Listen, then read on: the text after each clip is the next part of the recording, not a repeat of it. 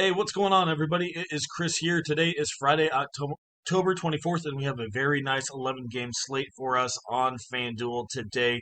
So, as normal, if you guys are excited as well, give us a like. We definitely do appreciate it. And also hit that subscribe button as well. We're trying to get to 5,200 on subscribers, so if you guys can help us out. And also, like I said, leave a like, and we have been seeing you guys liking it, and we definitely do appreciate it. So, last night was a very interesting night. We scored a 3-1 for premium.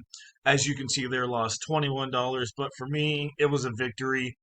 As you can see there on the right side, we were down 37 points out of the cash line at halftime in that Golden State game. Like, we had a 230 cash was like 280, and I'm like, it's over. Like, we're screwed. There's no way. There's no way you can come back. And thankfully, the overtime game helped us out a little bit. We unfortunately had another injury with Andrew Nembhard. That is two straight days with injuries, and we still score 350 with an injury in the first half. I mean, 350, we easily could have had 370 in this one with Embard if he would have played. So overall, I'm not going to complain. Cash in all of our cash games. Tournaments literally came up like 1 point short in everything. But you know what? Like I said, it happens. An injury, kind of got to us, but I'm still gonna take that.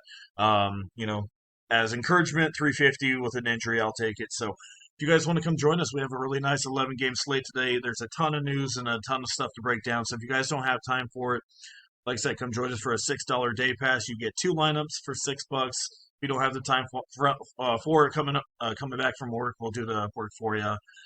And also we have our monthly pass for 30, and we also have our season pass for 160. If you guys are interested in any of that, check us out on our Twitter. That'll be in the comment section below. Click that link right there. It'll take you right to our Twitter. Give us a follow, and then you guys can message us. We'll get you guys all set up. If you do not have Twitter, we also have our email. You can message us to get all set up, and that will be down there as well for you. All right, so we're gonna kind of do what we did on Wednesday. We're just gonna go through it relatively quick for the most part and get the key guys that we're looking at. All right, Atlanta and Orlando. So we got a good one here. We have a 235 4.5. So they're expecting this one to be pretty good. What happened to Toronto? Sorry, against Toronto the other day. So I mean, yeah, main guys you got to be looking at again. But like I said, it is a higher total, so I don't think a lot of people are going to go young on this type of slate. So I think he has a little bit. And like I said, I think a couple of these Atlanta guys have a little bit um, of ownership leverage here. Like Dyson Daniels only had 13. Is anyone going to play him? Probably not. Like I mean, if Zach Ricochet is out here at 4,700, guys like Nikhil Alexander can come into play even more at 44. He had 25 off the bench last time. 10, 4, 4, 1, and 1. So, but yeah, like I said, I think if Hunter's out again, then you got to go look at Nikhil Alexander Walker here. Dyson's in play. Jalen Johnson. Like I said, these guys are all, well, maybe not Jalen Johnson. He's 84, but most of these guys are in play in GPPs. And then on the Orlando side, we saw the Orlando defense was not that great. So guys like Bain, Wagner, Paulo, once again, like I said last time, they're all going to be probably your top plays to look at there for Orlando. You can also look at Wendell Carter. If not, you can go to Goga Bataz. He had 29 off the bench at 4,500. They're probably going to be splitting time for the most part. Only shot 3 for 4, so he's not a big usage guy. But maybe in some tournaments. But at 18 minutes at 45, be nice if he was a little bit cheaper, but still in play. So yeah, really don't mind targeting that one. I think Atlanta, like I said, has a little bit of lower ownership. We'll have to see how it goes throughout the day, but. Boston and New York here in this one should be a good one. 230 and a 3.5. So that's one thing I've seen early. Maybe it's just early in the season, but no one's playing defense. I mean, look at these totals over here. I mean, these are insane. If you think back a couple years ago, we didn't have these. I mean, we had a couple, but yeah. So no one's playing defense. It looks like for the first week of this. That's awesome. Boston. So we're gonna see a lot of 450. We got Boston. We'll have to see what's going on with the injury news as normal with Josh Hart and Towns if they're going to play again. Towns plays. He has a quad injury. Don't really want to be messing with that too much, so I'll probably slight pass on that one. I don't have too much in this game. I think maybe more on the Boston side. OG had 51. I don't expect that again. Mikal Bridges at 65. They're okay cash game. Derek White still in play at 79. Pritchard, I would go back to the well at Pritchard at 63. I know he didn't need to go back to the well with him. Simons is all right as well at 59. They just got a ton of guards over there. So I don't have a ton of exposure to this one. Brunson once again could come into play. He could pop off against Boston here in New York. So at 83 is probably one of the main guys I look at. He definitely underperformed last time out, but um, if Towns is out, especially Brunson, you got to put in there. All right, moving on to Cleveland and Brooklyn in this one. We got a 230 and 12.5 by Cleveland. So should be a blowout. I think. Let me see. Mitchell's at 9K in a blowout. Not really going there. Mobley could be okay, but I don't think I need to go to any of these places here, especially Brooklyn. I mean, you could go GPP Brooklyn if you really want to. I mean, not like GPP, but some cheap options. Like Igor had 24. I don't. They all had 23. Like, I guess there's nothing really too crazy. So I guess we're gonna leave Brooklyn for now. Maybe Claxton, but yeah, I just probably gonna fade that game for the most part. It's a 12 spread, and Cleveland's one of the best teams in the league. So moving on from that one, we got Detroit and Houston.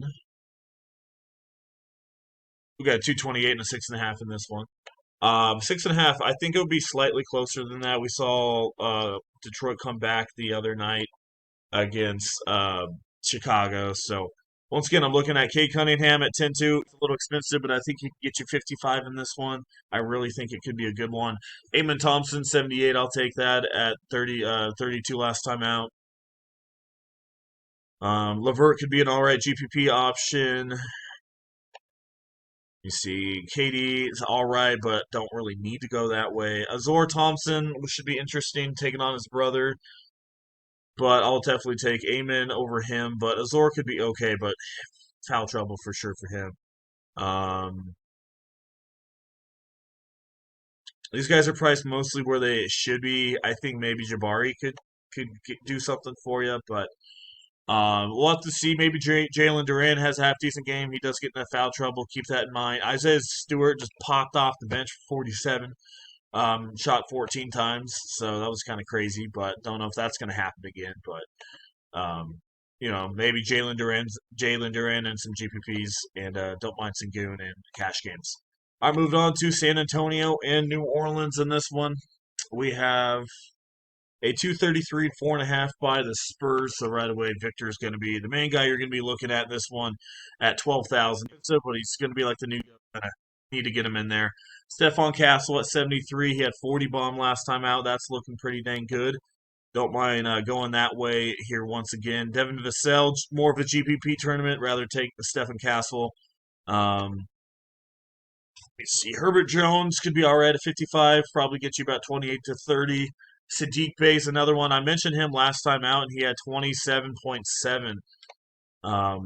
So that's somebody that you may want to keep in mind. And also, Messi and Carlo are both questionable. If Messi's out, Queen and Sadiq Bey are probably going to be the main ones that are going to get some extra run here for New Orleans. Like I said, Derek Queen and Sadiq Bey would be the main guys to look at in that one. And for, like I said, San Antonio, Stephon Castle, Victor are probably the only two I'm really looking at here in that one. All right, moving on to Miami and Memphis. 231 and a 2.5 by Memphis, which I'm actually kind of interesting. 2.5. We do have Ja Morant with question marks, so I'm guessing he's going to play. Memphis really is not that great, so I don't know why Miami's getting the bad end of the stick, if you know what I mean. Davion Mitchell's still cheap at 53. I mean, if Ja Morant does sit in this one, that changes things up a little bit. Jalen Wells comes into play a little bit more. Got KCP with an injury here, ankles questionable. So if not, maybe Cedric Coward gets a little bit run. He's only 4,100. I talked about this kid in the preseason. He's not bad. He's really not bad. He shot 5 for 5, so keep that in mind with the 28 fantasy points. So that may not happen again. But if KCP's out, he might get 24 to 26 minutes. And at 4,100, definitely can't complain about that. So keep that one on with KCP. Norman Powell's really not bad at 6'6". I don't mind him. I think he could do that again. 32 to 34. If Jaw's out, obviously Jackson comes into play. Sental Almeida, I think, came off the bench, is what I think I saw. Jock Landale still not bad at 43. And that's kind of what we're looking at there. So keep an eye on the Ja Morant news. Washington and Dallas here in this one. Where are we? There we are at 228 and a 9.5. So yeah, Washington and Brooklyn are going to be the worst teams in the league by a mile. Um, I really don't have much going on this Washington side. Trey Johnson had 27 last time out. He's 5,000 though. Um, so maybe in an easier matchup, but I don't know. If it's blowout, maybe he gets a little extra run. Maybe same thing as Cam Whitmore, but he's more of a slight veteran, I guess. Um, yeah, I mean, I think you go back to the well with Cooper Flag. He's back at home here in Dallas. He's gonna want to, hey, that wasn't me. That was my bad. I also made a tweet about it. Cooper Flag is a red flag, but it's because I had him in my lineup. But I'm going back to the well with Cooper. Hopefully, he doesn't screw me over for the second straight time. But I think he can definitely pop off here. He just struggled really bad that first game, and he's a young kid. You can tell he's a little ticked off, and he wants to get back at it. Anthony Davis is all right, but I'd rather just Cooper Flag's all I really have in this one, and probably moving on. All right, Minnesota and the Lakers should be a good one. We got a 225 and a 2.5 here by Minnesota on the road. Oh, is Austin Reeves playing? Is that what's going on? Yeah, he is. Okay. I mean, I think this should be a really good matchup. I think Anthony Edwards absolutely pops off for 55 in this one, maybe 60. I think he has a good game. Dante, I don't mind going back to the well. Austin Reeves, another guy, I don't mind going back to the well. Julius Randle at 71, another guy gets you 40, 45 in this game. Really, and we'll see what's going on with the Eiffel Tower. You got Rudy and you got Aiton. That should be a good matchup with the big dogs. But yeah, Randall and Edwards are the main two I'm looking at, and probably a little bit of Austin, and obviously Luka's always considered. Utah and Sacramento. Utah looking like an MVP team out here. We have a 233 and a 5.5. So even though Utah absolutely destroyed Clippers, they're still expected to lose this game here against Sacramento. And we'll talk about the Clippers here in a second. So, um, yeah, we'll see what's going on with Sabonis. This is a late game, 10 p.m. Eastern time. So keep that one in mind. Sabonis, if he doesn't play again, you got to look at Drew Eubanks. If he does play, I think Sabonis could be one of the better players on the slate at 92. I know it's a hamstring injury, and we hate that. But he's probably going to have really dang low ownership. So if you're going GPP, Sabonis could get you, 50, 55. But, he also is kind of priced where he should be. And, there's so many other stars out there. So you're really going to need Sabonis to pop here. So I like him as a pro, as more of a cash game play. Even though he's an injury, I get that. But cash game, he'll be like 8% owned in 50-50s. Like, I don't know. I like Sabonis. But yeah, for the most part, I mean, got Walker Kessler at 76. Only shot 7 for 7. He had 4 blocks and 2 steals in 28 minutes. Uh, 28 minutes for 76 is a little much for me. Yes, I get he has a block and steal upside, and he's a really dang good player, but um, I would consider him GPP for sure at lower ownership. Golden State in Portland, so we're expecting Golden State to probably rest a couple guys here. It is a 2.5 by Golden State, so interesting, very interesting. I would expect Portland to be favored by like 2. But Golden State's favored here. Then we got the Chauncey Billups stuff going on. Oh, Portland's a mess. Mess, mess, mess. Okay, so once again, 2 scenarios. I'm going to play the first one and the second one. First one, Golden State doesn't rest their guys besides Al Horford, and that's it. That's all we're going with. Then the Curry's in play, Brandon Patetsky's in play, Butler's in play. But we got to remember, they played an overtime game last night, so the chances of these dudes playing probably not high. I mean, it's the third game of the season. It's a back-to-back. It was overtime last night. So we'll see what they do. I mean, I could see guys like Curry playing in this one. I really could. If anybody, it's going to be Draymond. Might just be Draymond and Al Horford, or it might be Al Horford and Jimmy Butler tonight. I don't think they're going to rest their whole squad here on game two, but Draymond is probably your lead victim there, and maybe Jimmy.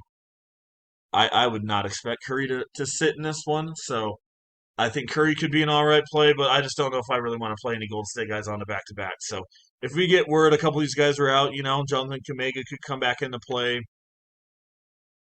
Um, Peyton, I don't know. I have no idea. Maybe Moody if he plays. We'll have to see. So Golden State's a big question mark for me. Portland, I don't know. I really don't have a lot. It's the back to back for Golden State. This could be a kind of a flat game, so not much going on for me in this one. Phoenix and the Clippers. Well, and Drew Holiday is the one guy I wouldn't mind from Portland. Phoenix and the Clippers in this one. So, yeah, as we mentioned, Clippers got annihilated. 223 and a 9.5 spread here. So they are expecting a rebound back in this one. Phoenix is not the greatest defense out there. So guys like Harden, Kawhi really don't mind going back to the well. I mean, Kawhi at 7,600 for Kawhi Leonard. I get it. I get it. I get it. He did do good, but it's Kawhi Leonard. Hopefully he can come back from this one. If he does it again tonight, then we're gonna have questions. Um, Dylan Brooks, all right, GPP play. I just don't have a lot. I think Zubac can pop here.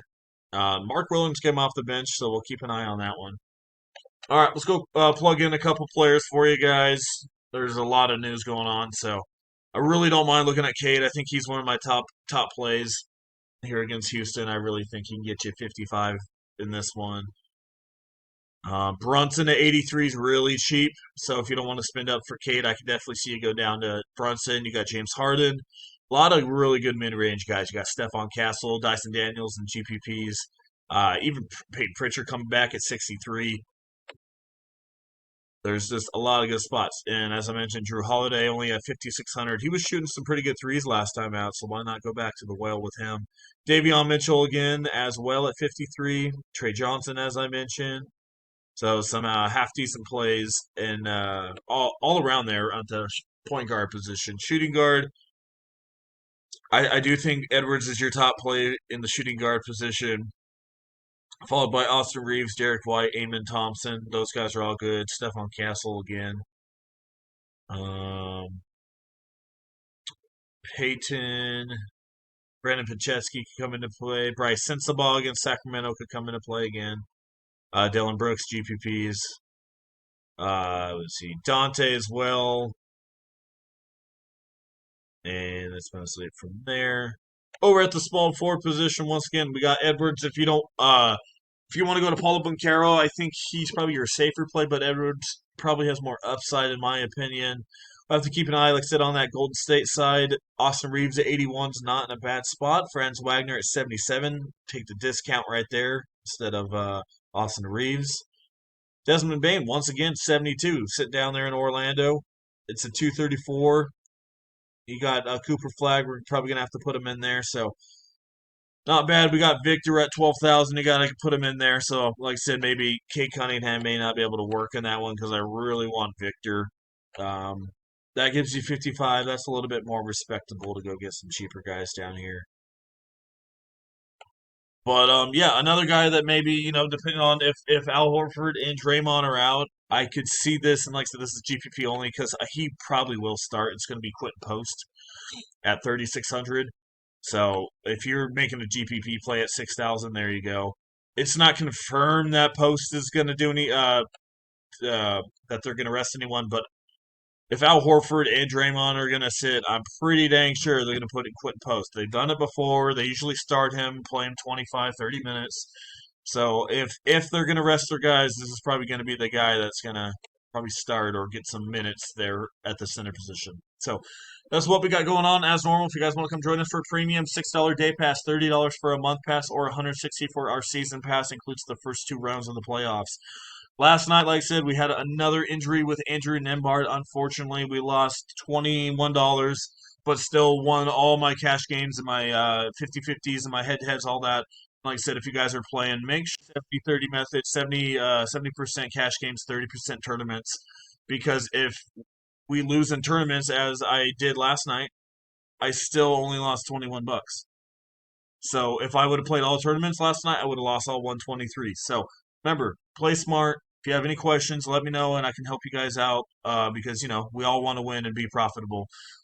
And like I said, if you guys want to check us out for premium, Twitter will be in the comment section and our email will be down there as well. Once again, thank you for watching. I appreciate it. Leave a like and we'll see you guys in the next one.